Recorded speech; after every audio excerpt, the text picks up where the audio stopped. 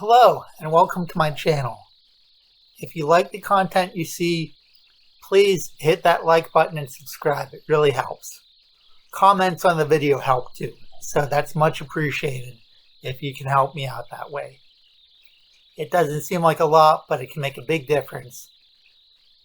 And with that in mind, hello, my name's John Sheon, and I'm coming at you from Pittsburgh, Pennsylvania.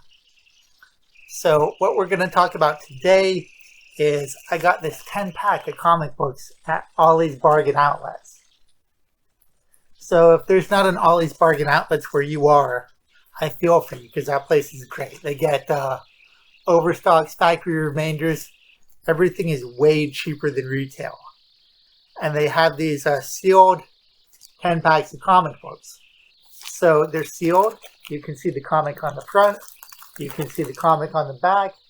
And you don't know what's in it. So I thought it would be fun today to just go through this and see what's in it. So there were, I could only see 2 comics, and there were 2 packs that had the same comics on the front and the back. I don't know if everything in between was identical or not. This is $6.99 for 10 comics. It says $35 retail value. And if you were buying these new, that's probably about right.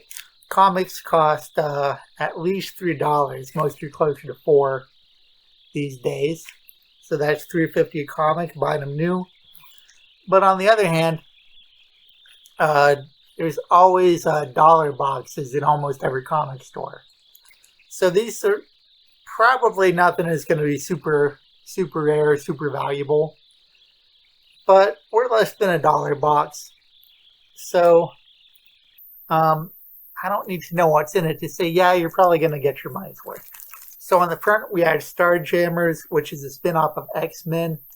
XMen, as you can see, is one of my all-time favorite comics. I was never interested in reading the Starjammers spin-off, which is sort of about some space aliens. That didn't appeal to me too much, but in the pack, I'm like, yeah, I'll take a chance on that. And on the back was images of Shadowhawk. Shadowhawk was an early 90s character who hasn't been published much lately. One of the original Image comics. If you don't know who Image is, the absolute top tier artist at Marvel in the early 90s. They left and they formed their own company, which was Image. So most of these books have great art because it's a company founded by artists. The writing, not so much. But I saw this and, this was solid. So I'm like, okay, these are the 2 I want. So let's open it up, see what's in there. So first off, got the Starjammers X-Men spinoff. It's got a foil silver cover. That's kind of cool. That cover probably made it more than a regular comic when it came out. Ooh. We've got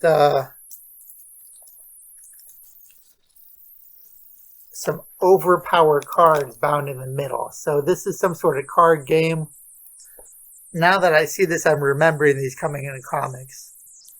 Got the black cat here. And I'll leave those in there. I don't think I'll take them out. Then everything else is backwards. So Shadowhawk is really on the top. So we got Shadowhawk. And pretty solid. It's got some pretty detailed art, as you can see. The colors that Image Comics were using were pretty crazy too. And in the back, like a lot of Image books had, there's a pinup gallery by different artists. So this is by Keith Giffen, who wasn't one of the original Image artists. So he was hired to do this, and he's got a pretty unique style, as you can see. So I dig it. I wouldn't want Keith Giffen to do every book out there, but what he does is pretty cool. So let's see what's next. Jackpot. X-Force #1, the second best-selling comic book of all time.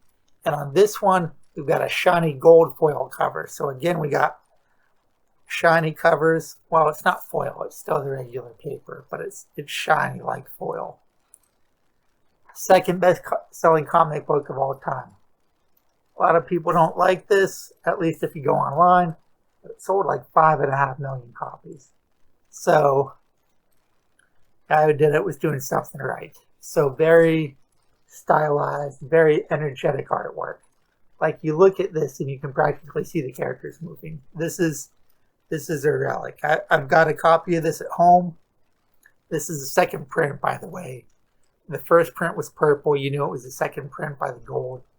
Doesn't really make a difference. They printed so many of them. It's probably not really valuable. It's worth what I paid for it. And then this is Breakdown. I never heard of this comic.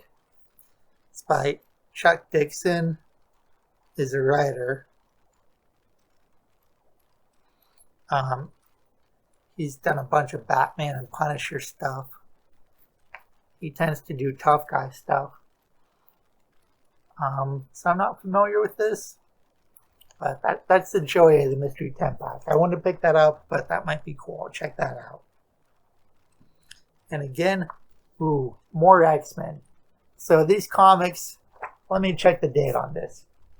Every other comic so far has been from the 90s. This is 2004. This is the newest comic in here so far. I don't know if we're going to get anything newer than that. So, let's see, this is Death's Head 2. And it looks like it guest stars the X-Men. So this is early 90s. This looks like I think it's after the Image guys jumped ship for Marvel. So Death's Head is a character from the UK. Now, I never read any Death's Head comics. The art looks dope. It's definitely got that stylized, lots of lines, lots of muscle with 90s feel. And it's got the X-Men. So even if this Death's Head character sucks, you got the X-Men. Pretty cool. And boom, more X-Men. X-Men were the most popular franchise by far in the 90s. So it makes sense that we got a lot of 90s comics in here. A lot of X-Men. So X-Men 2099. This was set in 2099 and is basically the Marvel Universe in the future. They did a Spider-Man 2099. They did a Hulk, Ghost Rider. So they did a lot of characters. This is X-Men. I might have this at home. I don't know. I got a lot of comics, but this is cool. And you can see we're going heavy on the X-Men. And then, Wildcats #1. Now, I told you about the Marvel guys jumping ship and going to Image. This is by Jim Lee. He was Marvel's #1 guy. And this is his comic that he left Marvel to do. And cool, we got some trading cards in the middle, too. We got two of the characters. We got Voodoo. We got Spartan. Jim drew the X-Men. That's what he's most famous for. If you look at this guy on the front, his name is Spartan, but he could be Cyclops. That guy in the mask kind of looks like Gambit. So you can look at these characters, and there's a lot of them that you can kind of match to an X-Men. But cool stuff. And then Doom's 4. This is another Image comic. This was sort of inspired by the Fantastic Four. Got a lot of Image in this stuff. That's cool. I like early 90s Image. Now, the stories may not be great, but the coloring and the artwork tend to be very energetic. So, I think this was sort of inspired by the Fantastic Four. I think this is Rob Liefeld, after he left Marvel, trying to do his own sort of spin on the Fantastic Four. This was optioned by Steven Spielberg to make into a movie. You never heard of it because the movie never happened. So this was a comic that I think it might have even been created to make two option for the movie, but not too shabby. Here's the pack. I don't remember this. This is another Image one. They went pretty high on the Image, which is cool. I never heard of this one. It's got a... Let's take a little look inside. Okay, so this is from 1994. And Image was in full swing by then. And you can see on the back there's an ad for Shadowhawk. So the Shadowhawk comic, as you remember, which why I picked this one. So this is written by the guy who wrote Shadowhawk, Jim Valentino. He didn't draw it, and I don't know who the pact is, but I look at the back, and there's Youngblood. That's the Image team created by Rob Liefeld, who did the X-Force comic. He was one of the hottest artists of the 90s.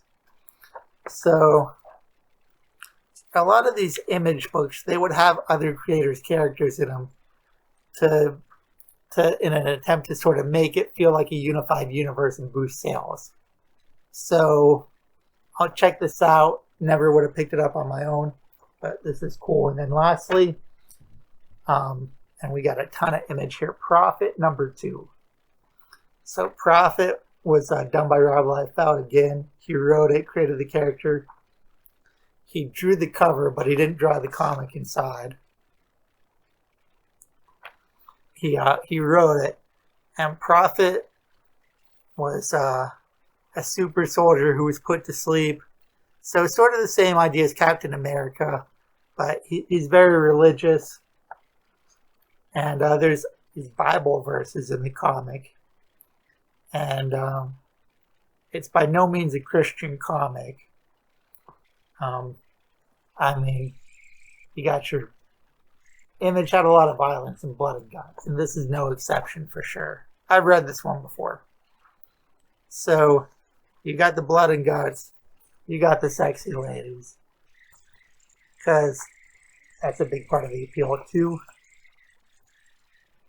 So it's not a Christian comic per se, and you got some cool pinups in the back, but the character of Prophet is very religious, and he thinks about certain scripture passages which are reprinted in the comic, which was kind of an interesting wrinkle. So that's the 10 comics. So let's check it out. First of all, let's count the number of Image comics, because we got a lot of Image. It's okay.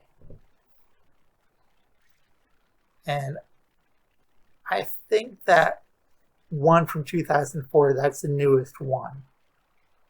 So here's the breakdown. We have 6 Image comics. 6, no, we have 5. 5 Image comics. So that's cool. Since I'm only getting one issue, the stories in these tend to be not great with the early 90s Image stuff.